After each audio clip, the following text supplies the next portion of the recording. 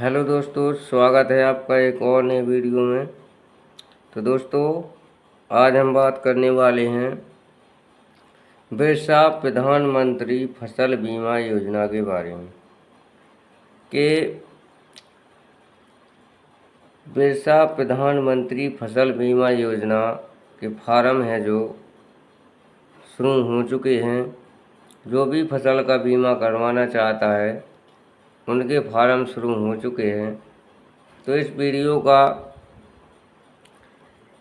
ये मतलब है, मैं इसलिए ये वीडियो बना रहा हूँ कि जिन भी किसान भाइयों को ये फार्म भरना नहीं आता है तो मैं इस वीडियो के माध्यम से बता देता हूँ कि आपको किस तरीके से इस फॉर्म को भरना है, कहाँ पर आपको जमा करना है, कहाँ से आपको फार्म लेना है और आपको फार्म में क्या क्या डॉक्यूमेंट लगेंगे, कितना पैसा लगेगा, मैं सबको बता देता हूँ। सब कुछ इस वीडियो के माध्यम से बता देता हूँ। तो सबसे पहले दोस्तों, आपको करना कुछ नहीं है। आपके पास अगर बिरसा प्रधानमंत्री फसल बीमा योजना का फार्म आपके पास नहीं है तो आप गूगल से भी डाउनलोड कर सकते हो।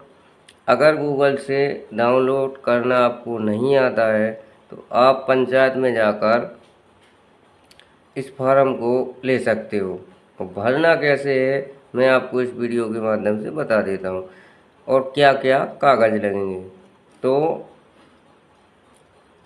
सबसे पहले आपको अपना आधार कार्ड की फ़ोटोकॉपी करवा लेना है।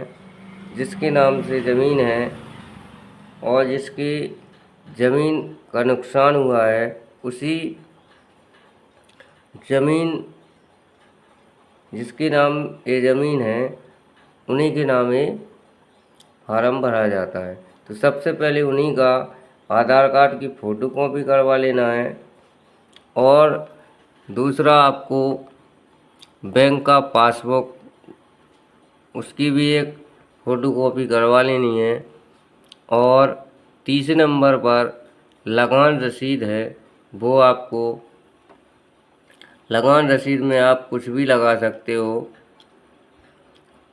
जैसे आपकी लगान रसीद ना हो तो आप अपने जो भी आपकी ज़मीन है उसकी किताब होगी, उसकी फ़ोटोकॉपी आप लगा सकते हो। और चौथे नंबर पर आपको वंशावली दिखाई दे रही होगी, तो आपको अपनी वंशावली के बारे में बताना है। तो अब कैसे बताना है मैं आपको इस वीडियो के माध्यम से बताता जाता हूँ, आप वैसे ही भरते जाइए। तो दोस्तों, सबसे पहले आपको बिरसा प्रधानमंत्री फसल बीमा 2024 की लास्ट तारीख बता देता हूँ, जो कि 30 सितंबर 2024 है। तो आपको 5 दिन का समय ही रह गया है, तो आप जितना जल्दी हो सके उतना जल्दी आप अपना फार्म भर सकते हो। तो दोस्तों, सबसे पहले आपको अपनी पंचायत का नाम लिखना है इस फार्म पे और दूसरी जगह यहाँ पर दिखाई दे रहा है मौजा, तो मौजा में आपको अपने गांव का नाम लिखना है। यहाँ पे आपको अपने गांव का नाम लिखना है और फिर आपको पहले कॉलम मिलेगा, इन दोनों के बाद आपको पहला कॉलम मिलेगा जहाँ पर दिखाई दे रहा है कृषक का नाम। तो आपको यहाँ पर अपना नाम लिख देना है और दूसरे कॉलम में आपको अपने पिता का नाम लिख देना है और इसके बाद तीसरे नंबर पर आपको अपना आधार नंबर डाल देना है। इसके बाद चौथे कॉलम पर आपको अपना मोबाइल नंबर डाल देना है। मोबाइल नंबर डालने के बाद आपको अपना बैंक खाता डाल देना है। बैंक खाता आप यहाँ पर अच्छे से फिल कीजिए और बैंक खाते के बाद बैंक का IFSC कोड डालना अनिवार्य है। अगर आपको अपने खाते में पैसे चाहिए तो आपको बैंक का IFSC कोड बहुत ही ज़रूरी है। इसके बाद IFSC कोड के बाद 7वां कॉलम आपको दिखाई दे रहा होगा भूमि विवरणी का, तो आपको भूमि विवरणी में आपको लिखना है जमाबंदीदार का नाम, जमाबंदीदार जिसके नाम ज़मीन है, आपको उसका नाम लिखना है। उसके बाद आपको एक खाता नंबर दिखाई दे रहा है, यहाँ पर कुछ नहीं लिखना है, न प्लाट संख्या लिखना है। आपको यहाँ पर रकबा दिखाई दे रहा है, जितनी आपकी ज़मीन है, जितनी आपकी ज़मीन जो फसल थी वो ख़राब हो रही है, तो आपको उतना रकबा लिख देना है कि इतना मेरा ज़मीन की फसल ख़राब हो चुकी है, आपको इतनी लिख देना है।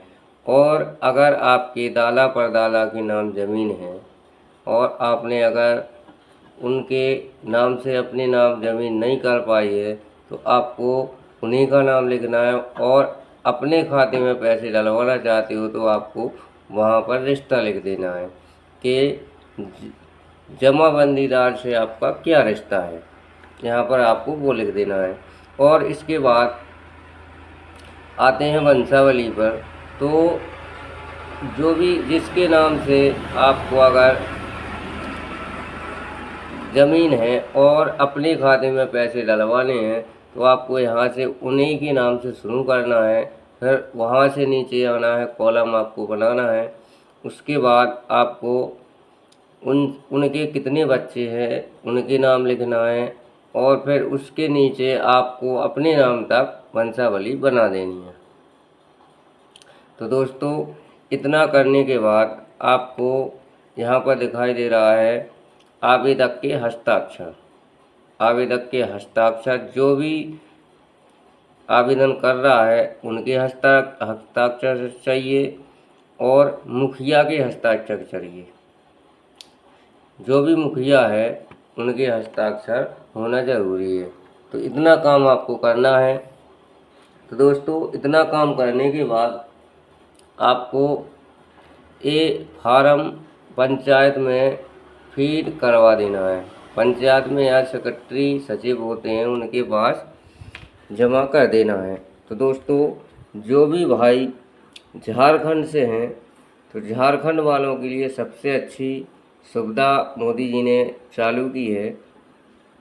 तो दोस्तों, आप 5 दिन का टाइम आपको मिल रहा है, तो आप वो टाइम निकालने से पहले अपना फार्म भर दीजिए। आपको एक भी पैसा लगने वाला नहीं है, आप सब फ्री में हो रहा है, तो आप करवा लीजिए। जितनी भी फसल आपकी ख़राब हो रही है वर्षा के कारण, या ज़्यादा वर्षा हो रही है, कम हो रही है, फसल ख़राब हो रही है, तो आपको इसका पैसा पूरा मिलेगा। तो दोस्तों, जो भी प्रोसेस था मैंने आपको बता दिया है।